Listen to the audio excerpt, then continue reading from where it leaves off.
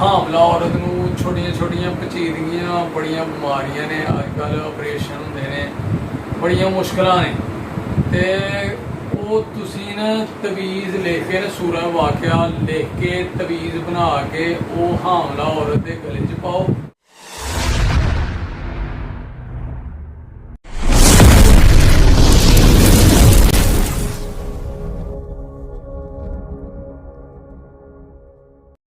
बिस्मिल्लाहिर्रहमानिर्रहीम अल्लाहुम्मा सल्ली अला मुहम्मद व अला आलि मुहम्मद। अस्सलाम वालेकुम जी दोस्तों वीरां भरावां सज्जनां साथियां ते मेरे चाहण वालियां वेखण वालियां उम्मीद करने सारे खैर औफियत नाल होवोगे। असीं भी अल्लाह दे करमो फजल दे नाल ते अज दा व्लॉग करने जी दोस्तों स्टार्ट ते अज जनाब असीं ना तुहानूं कुरान पाक दी जिहड़ी सूरत है सूरा वाकिया उहदे मुतलक उहदी फजीलत किन्नी अल्लाह ताला ने रखी दी है उन्होंने पढ़न च जनाब तलावत करन च ओहदियां फजीलतां इंशाअल्लाह अज दसनियां ने।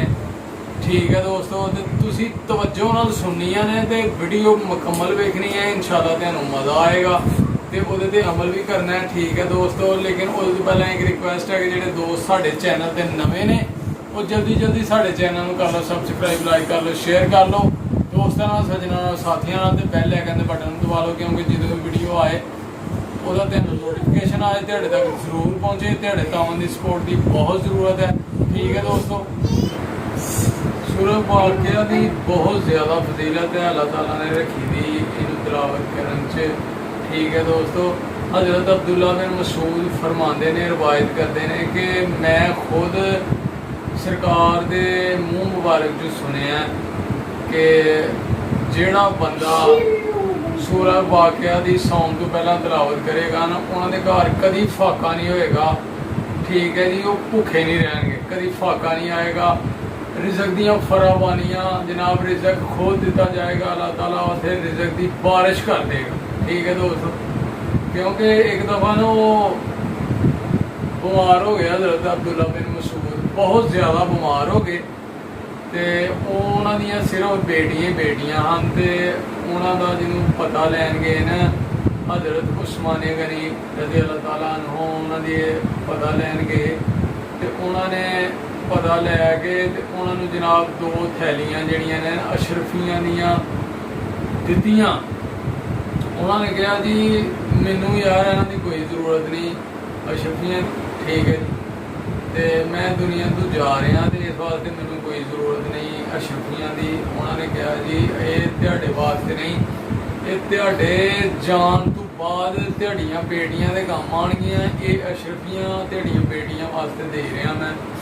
लेकिन उन्होंने कहा कि मैं अपनिया बेटियां नूं सूरा वाकिया याद करा खड़ी है क्योंकि सरकार हजूर पाक नबी पाक सल्लल्लाहु अलैहि वसल्लम उन्होंने फरमाया कि जेड़े बंदे को सूरा वाकिया ते वो फिर भी रिजक तो महरूम है जो दी बदकिस्मती है। इस वास्ते सूरा वाकिया मेरिया बेटियां दे कोल है ते वो तलावत अलहमदुलिल्लाह करदियां ने डेली तो इस वास्ते उन्होंने कभी फाका नहीं आएगा। यह अशरफियां की उन्होंने कोई ज़रूरत नहीं इस वास्ते इन्नी फजीलत है उन्होंने यकीन वेखो तो कितनी फजीलत है नाले सूरा वाकिया दे विच। ते दूसरी ये गल कि जिहड़ियां अजकल जनाब बीमारियां ने जिदों बच्चा हामला औरत नूं छोटियां छोटियां पचीदगियां बड़ियां बीमारियां ने अजकल ऑपरेशन हुंदे ने बड़ियां मुश्किलां ने ते वो तुसीं ना तवीज़ लिख के ना सूरा वाकिया लिख के तवीज़ बना के वो हामला औरत के गले च पाओ तो जो बच्चे की पैदाइश होएगी ना यानी कि आसानी नाल हो जाएगी कोई टेंशन नहीं होएगी मुश्किल नहीं आएगी कोई पचीदगी यानी कि कोई बीमारी नहीं लगेगी तो आसानी नाल बच्चे की जिहड़ी है ना पैदाइश हो जाएगी।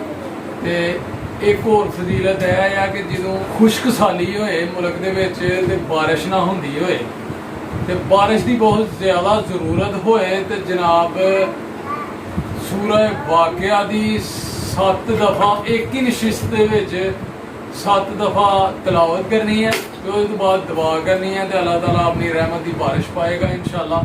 तो दूसरी एक होर फजीलत है कि दूसरी फजीलत है कि जो बारिश हुंदी होए ਬਾਰਿਸ਼ ਰੁਕੇ ਨਾ। ਬਾਰਿਸ਼ ਬਹੁਤ ਜ਼ਿਆਦਾ ਹੋ ਰਹੀ ਹੈ ਜੀ। ਵੇਖਿਆ ਸ਼ਹਿਰਾਂ ਦੇ ਵਿੱਚ, ਸਾਡਾ ਹੁਣ ਕਰਾਚੀ ਸ਼ਹਿਰ ਹੈ ਤੇ ਉੱਥੇ ਜਦੋਂ ਜ਼ਿਆਦਾ ਬਾਰਿਸ਼ ਹੁੰਦੀ ਹੈ ਸੜਕਾਂ ਬੰਦ ਹੋ ਜਾਂਦੀਆਂ ਨੇ, ਗੱਡੀਆਂ ਨੂੰ ਮੁਸ਼ਕਲ ਆਉਂਦੀ ਹੈ ਸਫ਼ਰ ਦੇ ਦੌਰਾਨ, ਯਾਨੀ ਕਿ ਸੜਕਾਂ ਹੀ ਬਲਾਕ ਹੋ ਜਾਂਦੀਆਂ, ਬਾਰਿਸ਼ ਰੁਕਦੀ ਨਹੀਂ। ਤੇ ਇਸ ਵਾਸਤੇ ਬਾਰਿਸ਼ ਨੂੰ ਰੋਕਣ ਵਾਸਤੇ ਵੀ ਤੁਸੀਂ ਇੱਕ ਹੀ ਨਿਸ਼ਚਿਤ ਦੇ ਵਿੱਚ ਸੂਰਜ ਵਾਕਿਆ ਦੀ 5 ਦਫਾ ਤਲਾਵਤ ਕਲਾਮੇ ਪਾਕ ਕਰਨੀ ਹੈ ਤੇ ਉਹਦੇ ਤੋਂ ਬਾਅਦ ਦੁਆ ਕਰਨੀ ਹੈ ਤੇ ਅੱਲਾਹ ਤਾਲਾ ਬਾਰਿਸ਼ ਰੋਕ ਦੇਗਾ। ਠੀਕ ਹੈ ਦੋਸਤੋ, ਤੇ ਇੰਨੀਆਂ ਫਜ਼ੀਲਤਾਂ ਨੇ ਸੂਰਜ ਵਾਕਿਆ ਦੇ ਵਿੱਚ ਅੱਲਾਹ ਤਾਲਾ ਨੇ ਰੱਖੀ ਦੀਆਂ। ਤੇ ਜੇ ਕੋਈ ਬੰਦਾ ਚਾਹੁੰਦਾ ਹੈ ਕਿ ਸਾਰੀ ਜ਼ਿੰਦਗੀ ਉਹਦੇ ਘਰ ਕੋਈ ਫਾਕਾ ਨਾ ਆਏ ਤੇ ਉਹ ਇੱਕ ਹੀ ਨਿਸ਼ਿਸ਼ ਦੇ ਵਿੱਚ 41 ਮਰਤਬਾ ਸੂਰਜ ਵਾਕਿਆ ਦੀ ਤਲਾਵਤ ਕਰੇ ਤੇ ਪੂਰੀ ਜ਼ਿੰਦਗੀ ਉਹਦੇ ਘਰ ਕੋਈ ਕਦੀ ਫਾਕਾ ਨਹੀਂ ਹੋਏਗਾ। ਸਮਝ ਲਓ ਕਿ ਪੂਰੀ ਜ਼ਿੰਦਗੀ ਵਾਸਤੇ ਜਨਾਬ ਰਿਜ਼ਕ ਖੋਲ ਦਿੱਤਾ ਜਾਏਗਾ, ਕੋਈ ਮੁਸ਼ਕਲ ਨਹੀਂ ਆਏਗੀ। ਇਸ ਵਾਸਤੇ ਆਪਣੀ ਰੂਟੀਨ ਦੇ ਵਿੱਚ ਦੋਸਤੋ ਇਹ ਸ਼ਾਮਲ ਕਰ ਲਓ ਕਿ ਡੇਲੀ ਜਨਾਬ ਸੌਣ ਤੋਂ ਪਹਿਲਾਂ ਇੱਕ ਵਾਰੀ ਜ਼ਰੂਰ ਤਲਾਵਤ ਕਲਾਮੇ ਪਾਕ ਕਰਨੀ ਹੈ ਸੂਰਜ ਵਾਕਿਆ ਦੀ ਤੇ ਫਿਰ ਸੌਣਾ ਹੈ ਤੇ ਅੱਲਾਹ ਤਾਲਾ ਰਿਜ਼ਕ ਦੀਆਂ ਰਾਵਾਂ ਖੋਲ ਦੇਗਾ, ਬਾਰਿਸ਼ਾਂ ਕਰ ਦੇਗਾ ਉਸ ਘਰ ਦੇ ਉੱਤੇ ਜਿਹੜੀਆਂ ਕਿ ਅੱਜ ਕੱਲ੍ਹ ਮੁਸ਼ਕਲਾਂ ਨੇ।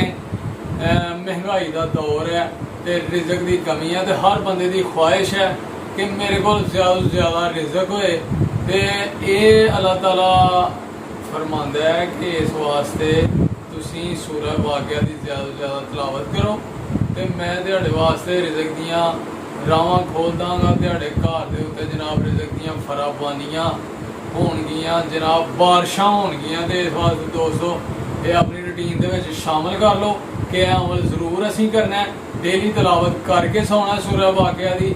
ਤੇ ਇਹਦੇ ਨਾਲ ਹੀ ਜਨਾਬ ਅੱਜ ਦੀ ਵੀਡੀਓ ਕਰਨੇ ਆ ਐਂਡ।